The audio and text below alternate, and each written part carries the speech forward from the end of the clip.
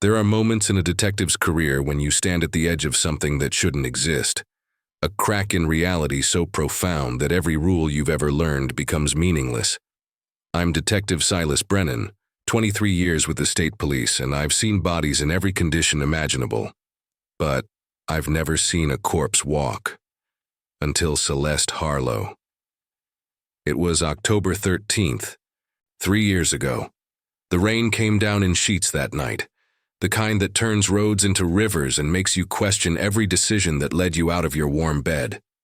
My phone rang at 11:07. The voice on the other end was controlled, almost mechanical.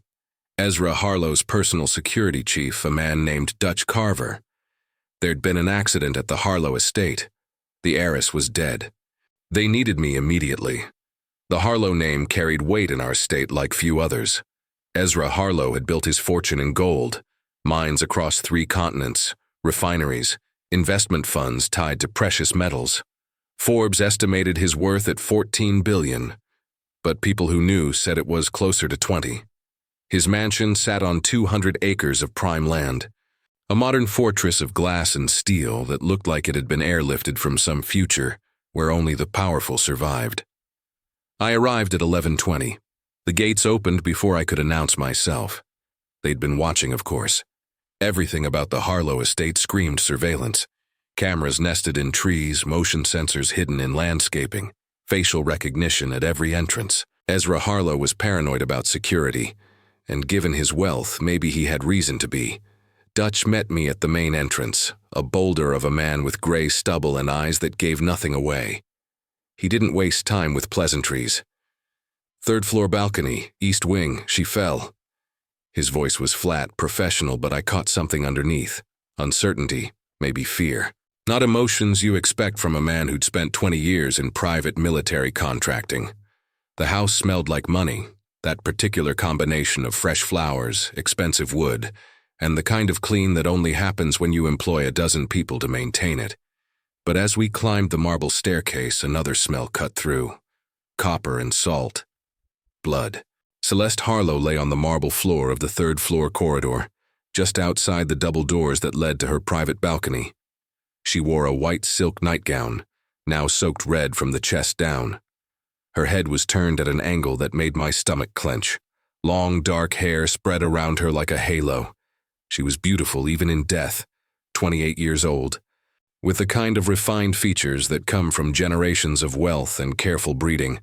I knelt beside her. The blood was still warm, tacky under my latex gloves. Her skin had that waxy quality of recent death, but no rigor mortis yet. Her brown eyes were open, pupils fixed and dilated. I checked for a pulse at her throat, at her wrist. Nothing. The fall had crushed the back of her skull. I could see bone fragments in the pooled blood beneath her head. "When did this happen?" I asked Dutch. "Approximately 2300 hours. Her sister Ophelia heard the impact and screamed. I reached this location within 90 seconds. Where's the sister now?" "Sedated in her room. The family physician is with her." I stood, studying the balcony doors. They were open. Rain blowing in, curtains dancing like ghosts. The balcony itself was a narrow strip of stone with an iron railing. Elegant but low, maybe 3 feet high. Easy enough to fall over if you lost your balance or if you'd been drinking. Was she intoxicated? Dutch hesitated. Miss Celeste had been troubled lately. There were medications. For anxiety, depression. Dr. Voss can provide details. The medical examiner arrived at 11:35. Franklin Oakes, a meticulous man I'd worked with for years.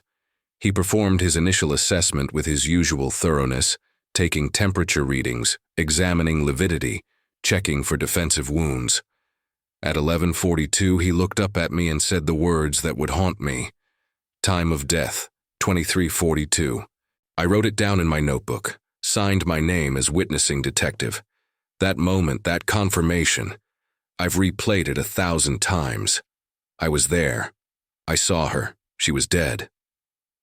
The family gathered in what they called the Blue Room, a cavernous space with floor-to-ceiling windows overlooking the grounds.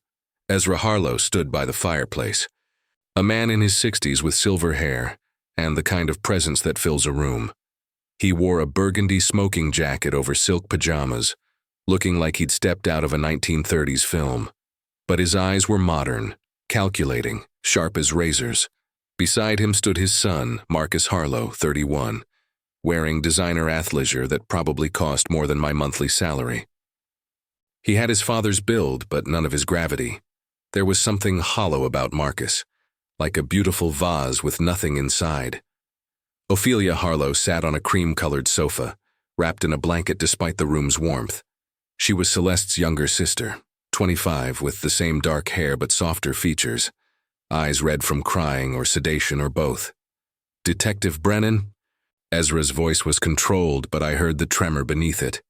"Thank you for coming so quickly. This is a tragedy beyond words." Celeste was the light of our family. I'd heard similar statements before from grieving families. They always sounded the same, practiced, almost performative, but something about the way Ezra said it made me pause. There was possession in his grief, not just loss. "Mr. Harlow, I need to ask some questions. I know this is difficult, but time is crucial." "Of course. Anything." "When did you last see your daughter alive?" He exchanged a glance with Marcus. "Dinner, around 8:30. We ate together, myself, Marcus, Ophelia, and Celeste. It was tense. Celeste had been agitated lately. She wanted to make changes to the company structure, to her role. We disagreed. "What kind of changes?" Marcus spoke up, his voice carrying an edge.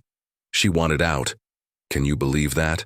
An heiress to a $14 billion empire wanted to walk away and find herself. She'd been seeing some therapist who filled her head with ideas about authentic living and breaking free from family expectations." "Marcus, please." Ophelia's voice was small, fragile. "She's dead. Can't you have some respect?" "I'm being honest. Celeste was unstable. The medications weren't working. She'd threatened to—" He stopped, jaw tight. "Threatened to what?" I pressed. Ezra answered. "To harm herself. Detective, my daughter was brilliant, passionate, but fragile. The pressure of being a Harlow heir. Not everyone can bear it. We'd been trying to help her, but she resisted. Tonight, after dinner, she stormed upstairs, said she needed to be alone. That was the last time I saw her breathing." I made notes, watching their faces. There was something choreographed about their answers, like they'd discussed what to say before I arrived. "And you, Ms. Ophelia, you heard her fall?" She nodded, tears streaming. "I was in my room, it's next to hers. I heard the doors to her balcony open then. A sound, a heavy sound. I knew. I don't know how, but I knew. I ran out and found her there. So much blood. I screamed for Dutch. Did you see anyone else? Hear anything before the fall?" "No, nothing, just the rain." I spent another hour documenting the scene, taking photos, making sketches. Franklin bagged evidence, hair samples, clothing fibers, a wine glass from Celeste's room that still held a purple residue.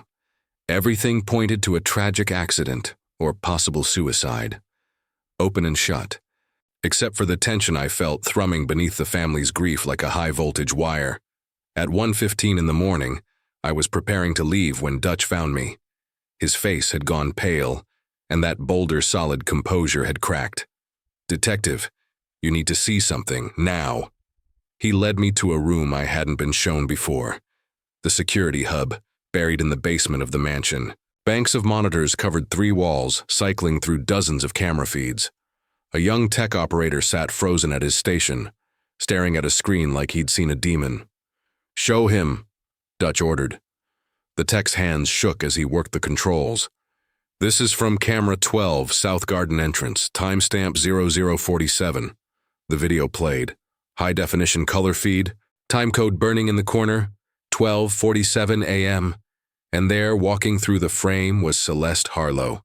My blood turned to ice. She moved slowly, almost dreamlike, through the garden path. The white nightgown, the same one still stained with blood down the front. Her hair wet and tangled. Her face was pale, lips slightly parted. She didn't look at the camera, just walked with an odd, mechanical gait toward the east side of the property. "That's impossible," I heard myself say. She was dead. I confirmed it. The ME confirmed it. Dutch's voice was hoarse. There's more. Camera 13 picked her up 20 seconds later, walking past the pool house. Camera 15 caught her near the garden maze. Camera 18 showed her approaching the old greenhouse at the property's edge. Then nothing. She stepped into a blind spot and never emerged. "We've searched," Dutch said. "She's not there. The greenhouse is locked from the outside, undisturbed. She's just gone." I watched the footage 6 times, 7, 10. Each time my training tried to catalog explanations. Twin, look-alike, sophisticated deepfake, technical glitch. But the resolution was too high, the details too precise. I could see the specific pattern of blood on her nightgown matching exactly what I'd photographed on her corpse. I could see a small scar above her left eyebrow. Ezra had mentioned it earlier. A childhood injury from a riding accident. This was Celeste Harlow, 1 hour and 5 minutes after her confirmed death. "Does the family know?" I asked.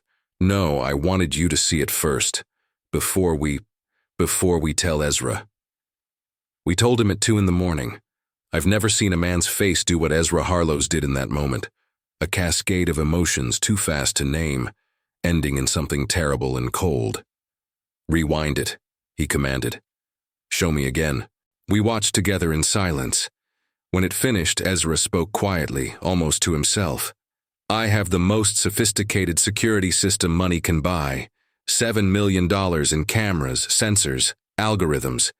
And you're telling me my daughter, whose body lies in the morgue, walked through my garden an hour after she died." "Mr. Harlow," I chose my words carefully, "there are explanations we need to explore. Could someone have staged this? Edited the footage?" The tech operator shook his head vigorously. "Sir, these systems have blockchain verification. Every frame is cryptographically signed. You can't alter them without leaving traces. I've checked, there are no traces. This is original, unedited footage." Ezra turned to me, and I saw something in his eyes I hadn't expected. Hope. Desperate, irrational hope. What if she's alive? What if we made a mistake? What if she's somewhere on the grounds, injured, confused? "Mr. Harlow, I saw the body. So did Dr. Oakes. The trauma was fatal, there's no mistake." "Then explain the video."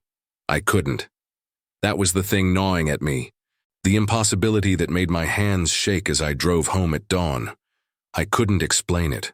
The next 48 hours were a nightmare of investigation. I brought in the state forensics team, digital experts, even a consultant from the FBI who specialized in video analysis. Everyone reached the same conclusion. The footage was genuine, unaltered, impossible. Meanwhile, Franklin's full autopsy report came back. Celeste Harlow had died from catastrophic head trauma, consistent with a 3-story fall. Toxicology showed therapeutic levels of anxiety medication, but nothing that would impair judgment significantly. Time of death confirmed at 11:42 p.m., plus or minus 5 minutes. She'd been dead for over an hour when the cameras showed her walking. I interviewed everyone on the estate. The cook, the housekeepers, the groundskeeper, the stable master. No one had seen anything unusual. No strangers on the property, no unexplained vehicles. The security logs showed only family and permanent staff. On the 3rd day, I sat in Ezra's study, a cathedral of wealth with walls lined in leather-bound books and display cases holding gold artifacts from his mines around the world. He poured us both whiskey from a crystal decanter, his hands steady now, his face a mask of control restored. "Detective Brennan, I've been thinking. Perhaps we're approaching this from the wrong angle." "What angle would that be?" "My family has secrets like all families, but ours are heavier, more complex. The weight of money does that. It complicates truth." He sipped his whiskey, choosing words carefully. "Celeste had a twin sister. Identical. She died when they were 7. Drowned in our pool in the Hamptons, at least that's what we've always said." My pulse quickened. "What are you telling me?" "I'm telling you that Evangeline, the twin, didn't drown. She was institutionalized. She had problems. Severe psychological problems that manifested early. Violence, delusions, an inability to distinguish herself from Celeste. It became dangerous. My wife and I made the difficult decision to place her in a private facility in Switzerland. We told everyone she died because it was easier, because the stigma. You lied about your daughter's death? I couldn't keep the anger from my voice. I protected my family. His facade cracked. Do you know what it's like to have a child who tries to smother her twin sister because she believes they're the same person? Who draws pictures of herself standing alone while Celeste's body lies in a ditch? We had no choice. Evangeline was dangerous. We sent her away, gave her the best care money could buy, and moved on. Where is she now? The facility is called Montagne Blanche, outside Geneva. She's been there for 21 years. I called them yesterday. She's still there, under constant supervision. She couldn't have been here that night. But something in his voice wavered, a hairline crack in his certainty. I dug deeper, made calls to Switzerland, navigating time zones and language barriers and the fortress of privacy that protects the wealthy even in their madness. Montagne Blanche confirmed Evangeline Harlow was a resident, but when I pressed about her whereabouts on October 13th, there was a pause, a bureaucratic hesitation that made my instincts scream. Finally, the director admitted. Evangeline had been transferred to a different wing for evaluation from October 10th through October 15th. During that time, there had been a lapse in documentation. They couldn't confirm her precise location every hour of every day. I flew to Geneva, used every contact I had, every favor owed to gain access to the facility. What I found there broke the case open and destroyed any comfortable narrative I'd been building. Evangeline Harlow was there, in a private suite that looked more like a luxury hotel than an institution. She was Celeste's identical twin, same features, same eyes, same voice. But where Celeste had possessed poise and intelligence, Evangeline radiated a fractured energy, like a mirror that had been shattered and poorly glued back together. She spoke to me for 3 hours, and what she said rewrote everything. Father paid them, she said, her voice eerily calm. Paid to let me visit home. One last time. I knew Celeste was unraveling. Father told me she wanted to leave the family, reject the money, the power. That couldn't happen. Father said I could fix it. I could come home and make everything right. How? My voice was barely a whisper. By being her. By being who she was, too weak to be. We're the same person, detective. We always were. When she died, I didn't. I just continued. The facility's security footage confirmed it. Evangeline had been granted a temporary release from October 11th through October 14th, signed off by Ezra Harlow himself through a complex web of legal guardianships and medical authorizations. She'd been flown by private jet to a small airstrip 40 miles from the estate. The pieces assembled themselves with horrible clarity. Ezra had orchestrated this, brought Evangeline home, likely with some desperate plan to use her resemblance to Celeste for purposes I could only guess at. Corporate signatures, social appearances, maintaining the illusion of stability while he managed Celeste's increasingly rebellious behavior. But something had gone wrong. Celeste had died. An accident, a struggle, I couldn't prove which. And in the chaos and horror of that moment, Ezra had made a choice. He'd let his living daughter stay dead on the marble floor, while his supposedly dead daughter walked the gardens afterward, perhaps in shock, perhaps completing some twisted mission he'd set for her. The body I'd examined wasn't Celeste at all.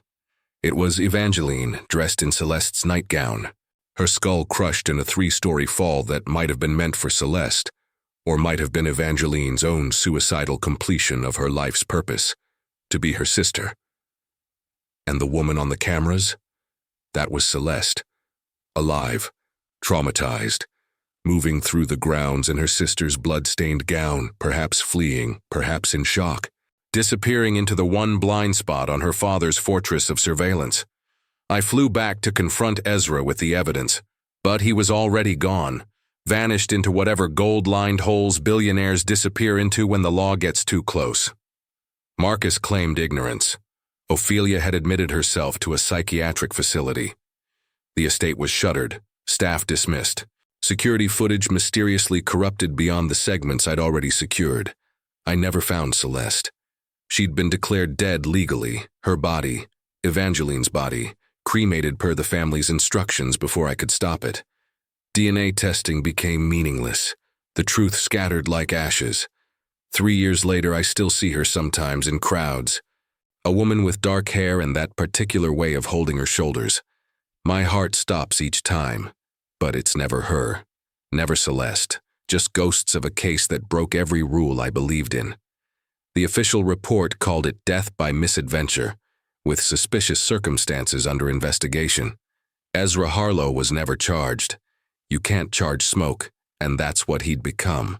The Gold Empire continued under Marcus's nominal leadership, though everyone knew Ezra still pulled strings from whatever cave he'd hidden himself in. I think about it every day, about the moment I pronounced Celeste dead when she was alive, about confirming a death that belonged to someone else entirely, about a father who loved his legacy more than his daughters, who saw them as interchangeable pieces in his golden empire. And I think about twins, two souls who started as one, who never fully separated, whose identities blurred until death and life became meaningless distinctions. Evangeline wanted to be Celeste so badly she died in her place. Celeste perhaps wanted to be anyone but herself, so desperately she walked away from her own death and disappeared into the night.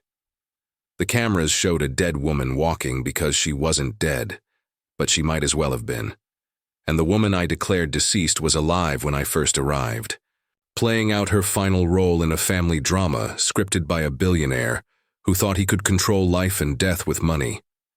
Sometimes evidence lies. Sometimes the impossible is just truth wearing a mask you can't recognize. And sometimes the only thing more dangerous than a gold billionaire's power is his love. I was the detective who confirmed the heiress died at 11:42 p.m., but the gold billionaire's cameras showed her alive an hour later, because she was. And she wasn't. And the truth died in the space between those two impossibilities, crushed like a skull on marble, bleeding out while we all watched and understood nothing. So I ask you, if you had to choose between saving your child or saving your empire, which would you choose? And if your answer comes quickly, without doubt, then you've never really stood at that crossroads. You've never felt the weight of gold and blood in equal measure on your conscience. Subscribe to this channel and leave your like for more stories of crimes, dark secrets of powerful families, and investigations no one dares to tell. Until the next case.